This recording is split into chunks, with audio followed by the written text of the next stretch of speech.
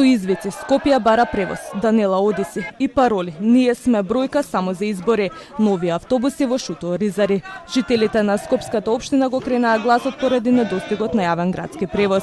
Ситуацијата кулминира пред влезот на градската администрација, кога дел од граѓаните побараа градоначалничката Данила Арсовска да излезе, да се соочи со нив и да преземе одговорност. Чекање на автобуските постојки со сати. Жителите гневни велат одсечени сме од градот и соочени сме со откази од работа. Пишува тамо 2 минута, 3 сати нема автобуси. Неки пут нема цел ден нема автобуси. Таа рече која влезе, ќе имаме и бесплатни возила. Кај си ти? Нигде ги нема. Ние уште плаќам 300 динари за превоз. Вчера патува од градски зид до Киселовода за на работа да стигам. Днес ги имам двете аптеки оставени без работа, значи.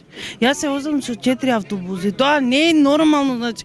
Градоначалникот Курто Дудош ситуацијата оцени како дискриминаторска и побара веднаш да се реши проблемот. Во спротивно рече секоја недела ќе протестираме. Вчера рековте, неумесно е да граѓаните на градот Скопје останат еден ден без јавен превоз поради немање на нафта.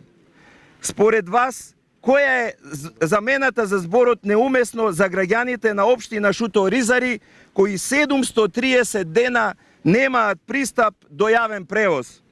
Јас би рекол, зборот е расистички. Расистички и дискриминаторски и нехумано и неодговорно е да оставиме 40.000 граѓани 2 години без јавен превоз. На протестот се придружи и група студенти и средношколци, но нив ги чекаше посебна порака. Иако жителите на општина Шуто Ризари побараа одговори од градските власти за проблемите со јавниот градски превоз, одговор добија само студентите со плакат на кој што пишува "Одговори да бараат 500 метри одовде на Илинденска безброј". Тие со транспаренти и барање до градските власти да набават нови автобуси и да изградат проводни велосипедски патеки. Поради лични интереси, партиски или политички препукувања, студентите и средношколците не смеат да трпат товар во однос на нивните препукувања. Затоа бараме од нив да престане злоупотребата и паѓањето на благосостојбата на студентите и на средношколците и во тек на колоквиумска и испитна сеција.